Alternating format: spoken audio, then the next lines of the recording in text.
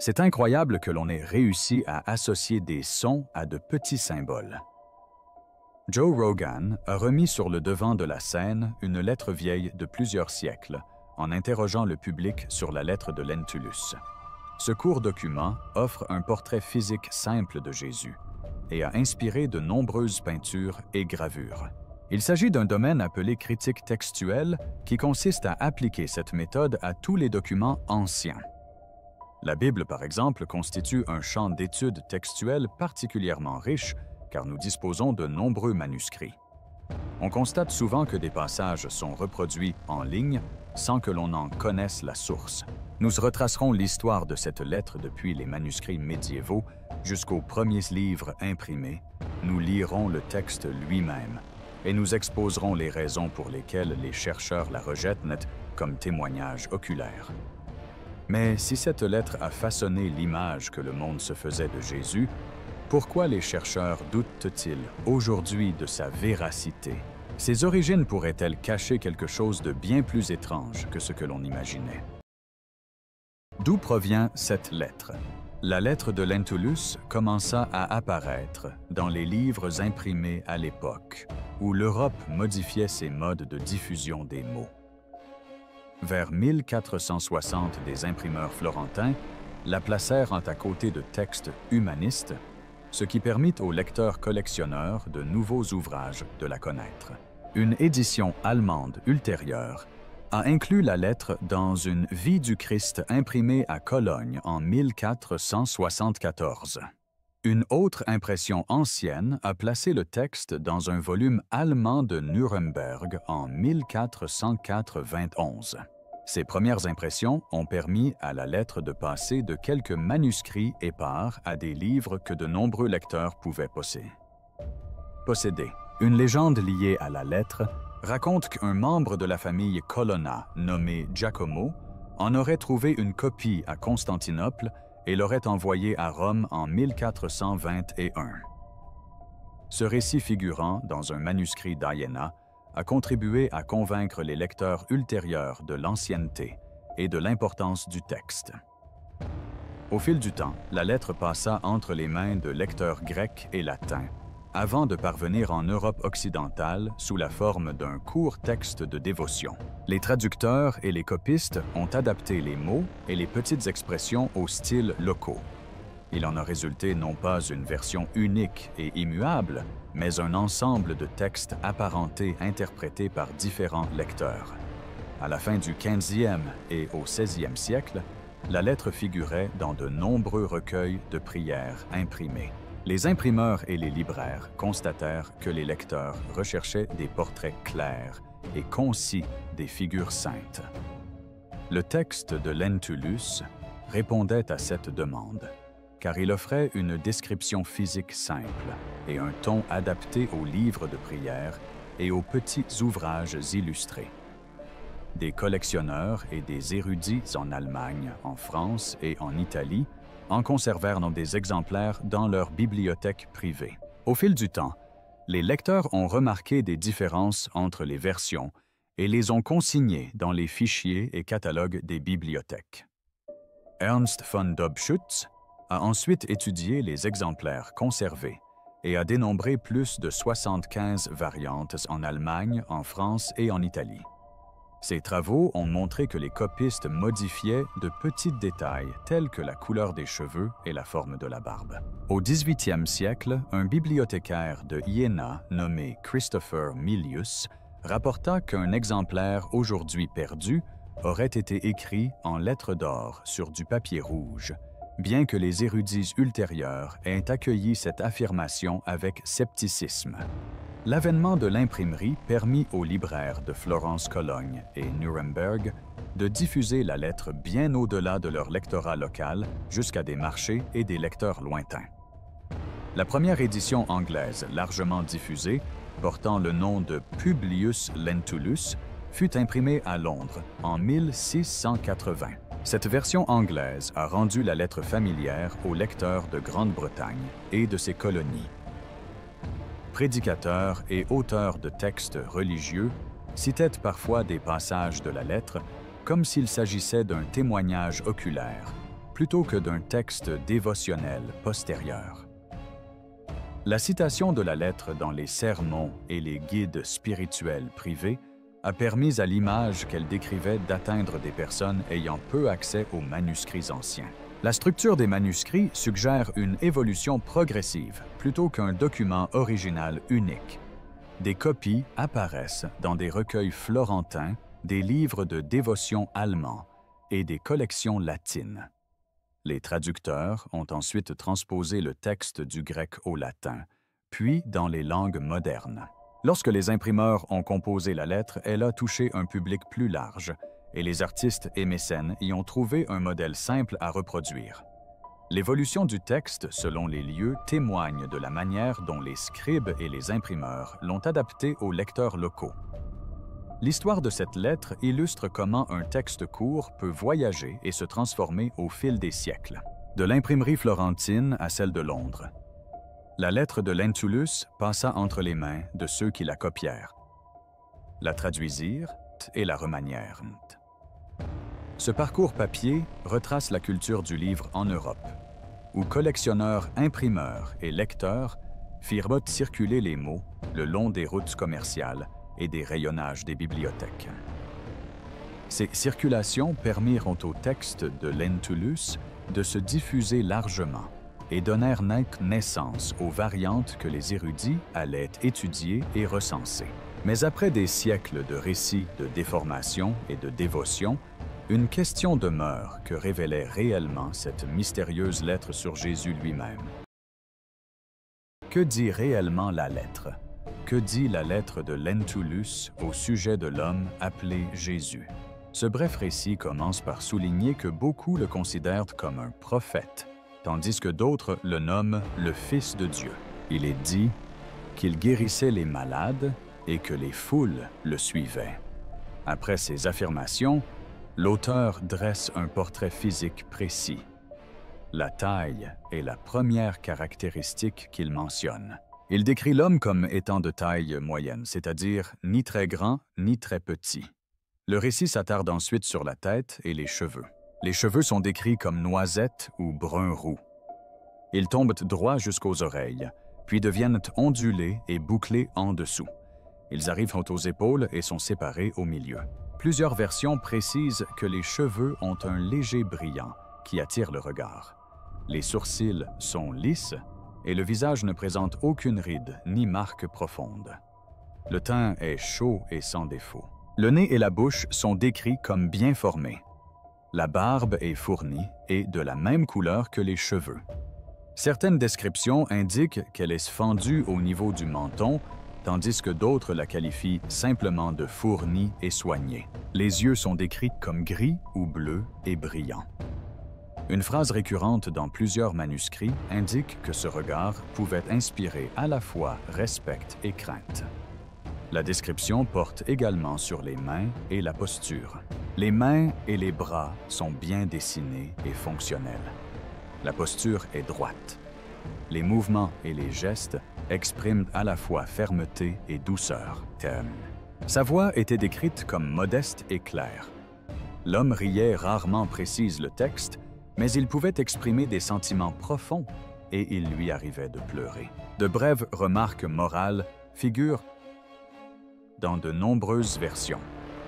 On y lit souvent qu'il était sévère dans ses réprimandes et doux dans ses avertissements. Une autre version qualifie son aspect de vénérable, ce qui inspirait le respect. Ces brefs détails moraux établissent un lien entre les traits physiques et le caractère conférant au portrait une tonalité empreinte de dévotion. Les traducteurs et les copistes ont modifié certains mots au gré des passages du texte. Une version anglaise datant de la fin du XVIIe siècle emploie un style et des expressions plus anciens. Les formes latines et grecques révèlent des échos d'auteurs chrétiens plus anciens qui rédigeaient de brèves notes sur les visages des saintes.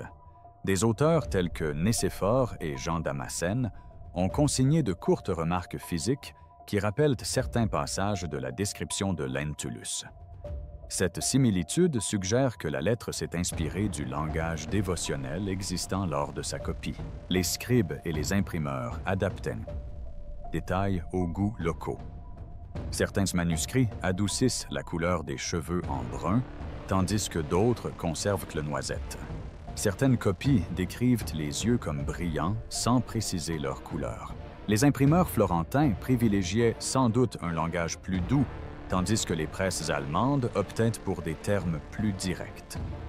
Ces petites modifications se sont multipliées au fil de la diffusion du texte, expliquant la présence de nombreuses versions légèrement différentes.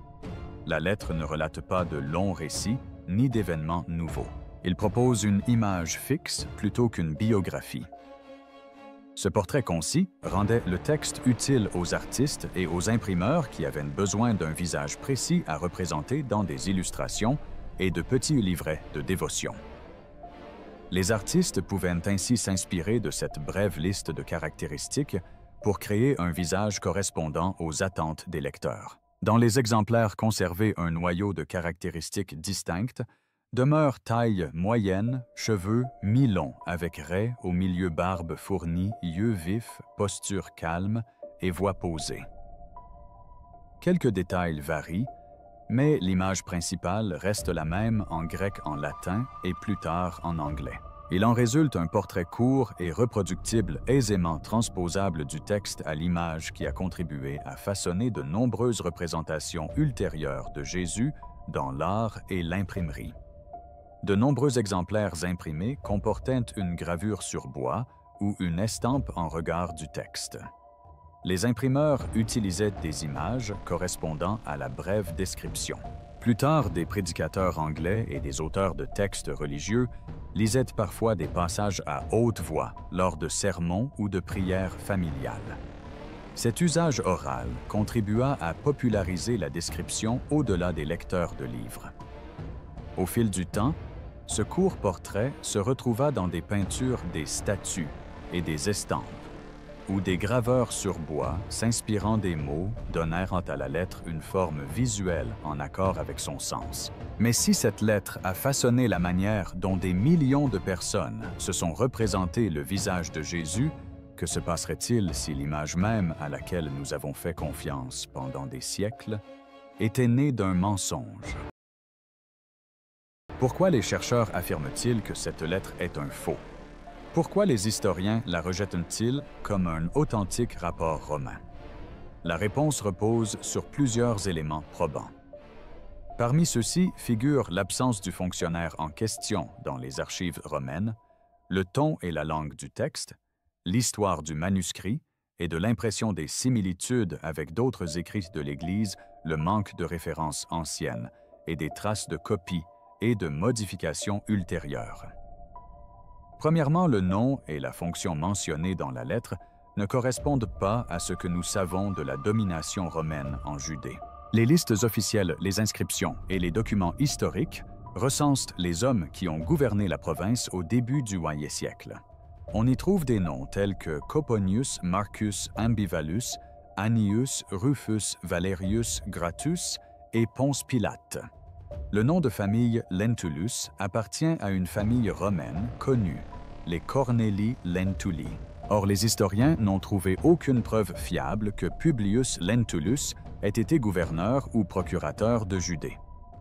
Cette lacune dans les archives officielles rend difficilement crédible le témoignage oculaire. De plus, le style et le ton de la lettre ne correspondent pas aux usages de la communication romaine. Le texte se lit davantage comme un écrit chrétien dévotionnel que comme un communiqué officiel aride. Il emploie des expressions et des tournures de phrases courantes dans les ouvrages chrétiens plus tardifs et dans le langage du culte.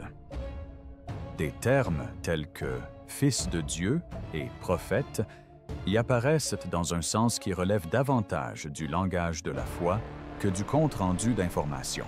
Les lettres romaines officielles suivent généralement des formules établies, énumèrent les titres officiels et adoptent un ton factuel et juridique.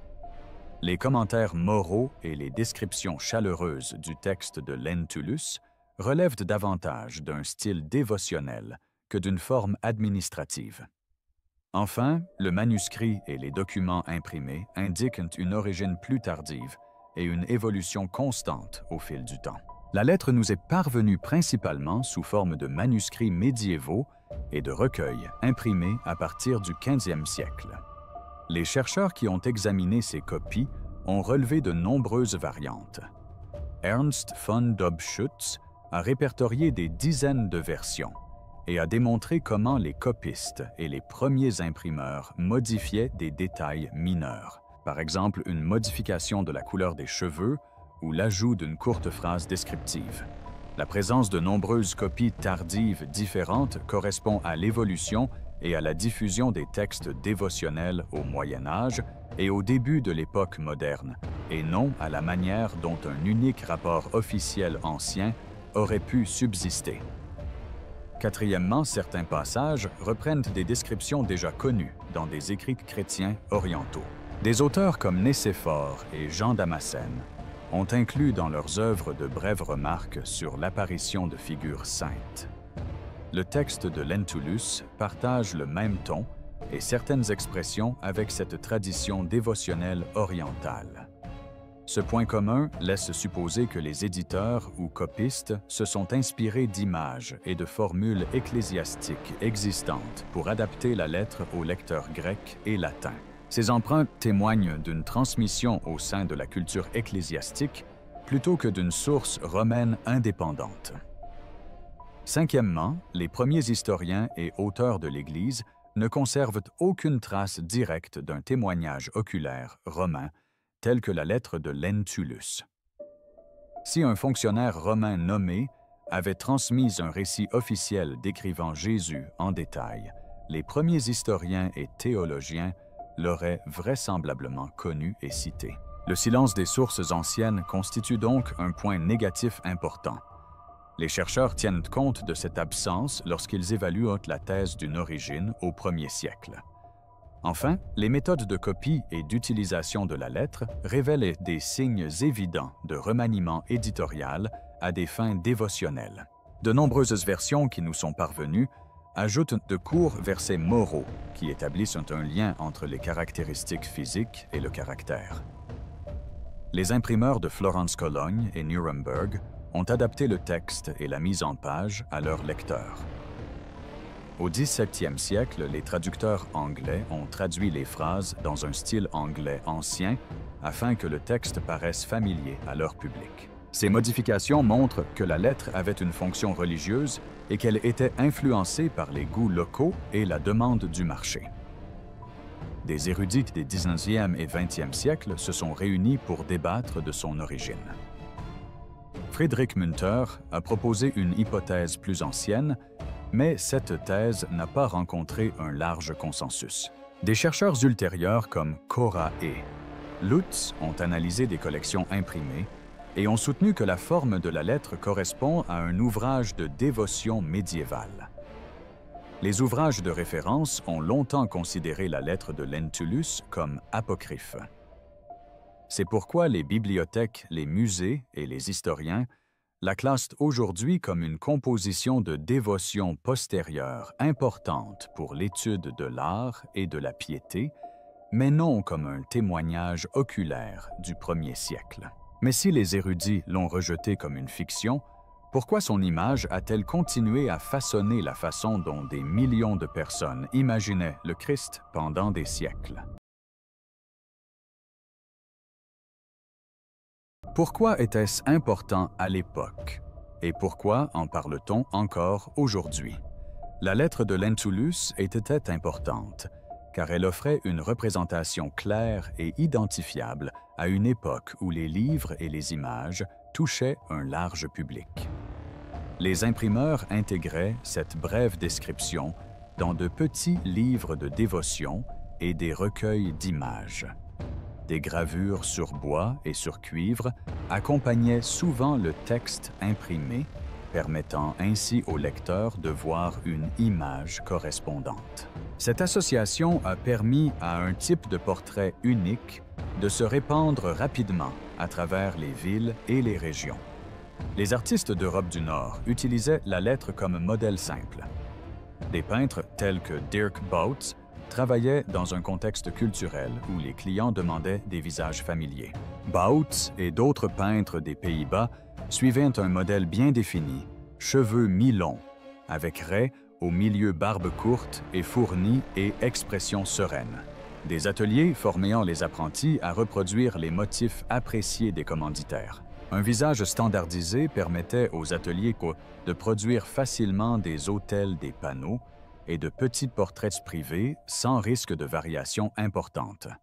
Les commanditaires déterminaient le contenu des œuvres.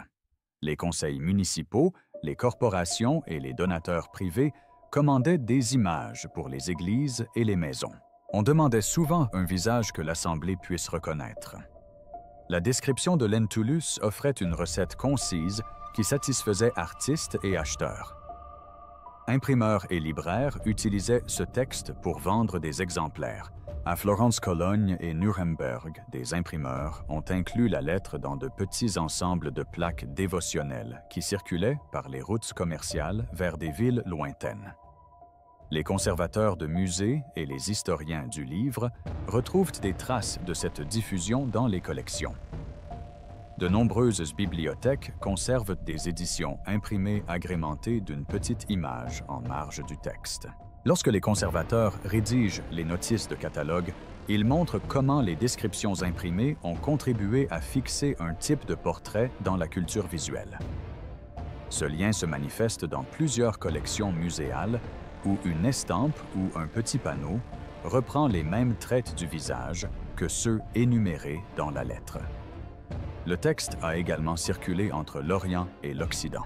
Les auteurs de tradition grecque ont formulé de brèves remarques sur les visages sacrés qui font écho à certains passages du texte de Lentulus. Traducteurs et copistes ont mêlé ces influences orientales à des formules dévotionnelles occidentales. Au fil du temps, cette tradition composite a donné naissance à de nombreuses versions apparentées de la lettre en latin, en allemand, en français et en anglais.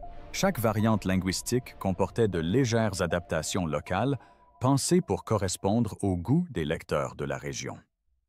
Les imprimeurs et les copistes ne se contentaient pas de reproduire les mots. Ils en ajustaient aussi quelques détails. Une presse florentine, par exemple, pouvait opter pour des termes aux couleurs plus douces. Un imprimeur allemand pourrait privilégier un langage direct fidèle à l'anglais local. Ces petites modifications témoignent de l'adaptation de la lettre à ses lecteurs au fil de sa diffusion. Il en résulte de nombreux exemplaires quasi identiques, présentant des variations locales, tout en conservant l'essence même de la lettre. Les livres ont contribué à l'essor de l'art en diffusant une liste fixe de caractéristiques. Les peintres pouvaient ainsi déchiffrer ces brèves descriptions et créer un visage correspondant. Les graveurs sur bois copiaient des blocs et des plaques qui circulaient d'atelier en atelier. Lorsqu'une image correspondait au texte, les acheteurs étaient certains qu'il s'agissait de la bonne photo. Ce lien pratique entre texte et image rendait le portrait de Lentulus utile aux artisans et aux vendeurs. La lettre jouait également un rôle dans la dévotion privée et le discours public. Les lectures familiales et les sermons citaient parfois cette brève description. Cette pratique a permis au portrait de passer des pages des livres à la vie quotidienne. Lorsque les prédicateurs lisaient ces mots sur les places publiques ou dans les églises paroissiales, l'image atteignait des personnes qui ne possédaient jamais de livres. Cette transmission orale a étendu la portée de la lettre au-delà des lecteurs jusqu'aux auditeurs. Les médias modernes ont ravivé l'intérêt du public. Lorsqu'une émission très suivie évoque des textes anciens de nombreux auditeurs, recherchent et partagent des images. Joe Rogan a évoqué la lettre lors d'une conversation qui a relancé le débat public. La curiosité du public a incité les bibliothécaires et les chercheurs à publier des documents explicatifs dans les musées, ainsi que de courts articles retraçant l'origine de la lettre et son mode de diffusion. Les réponses des bibliothèques et des musées visaient à clarifier les connaissances acquises et à distinguer les zones d'ombre. Une analyse approfondie des archives révèle que la lettre servait d'outil social. Elle répondait à un besoin de modèles visuels stables. Imprimeurs, artistes, mécènes et prédicateurs l'utilisaient tous car elle était concise et pratique. Cette valeur pratique explique pourquoi un texte postérieur a pu influencer des siècles d'images. La lettre s'est intégrée aux pratiques artistiques et à la culture du livre en Europe. Non pas parce qu'elle provenait d'un témoin oculaire, mais parce qu'elle répondait aux besoins de ceux qui produisaient et achetaient des images.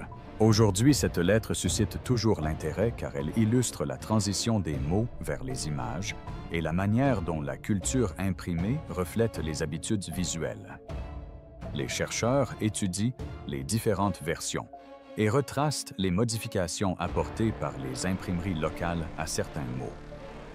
Les collections muséales conservent des exemplaires présentant la même apparence sur différents supports. Les chercheurs continuent de comparer copies et images afin de retracer précisément le parcours de la description à travers l'Europe et jusqu'à sa publication. L'identité de l'auteur de la lettre de Lentulus restera peut-être à jamais inconnue, mais ces mots continuent d'influencer la représentation de Jésus aujourd'hui. Des monastères poussiéreux au podcast de Joe Rogan, ce texte ancien ne cesse de se renouveler. C'est son mystère qui fait sa pérennité. Car chacun cherche à savoir où la vérité rencontre la tradition. Que pensez-vous de son histoire? Se pourrait-il qu'elle recèle des secrets insoupçonnés? Partagez vos réflexions ci-dessous. Si vous avez apprécié ce récit, n'hésitez pas à cliquer sur « J'aime » et n'oubliez pas de vous abonner pour découvrir d'autres histoires.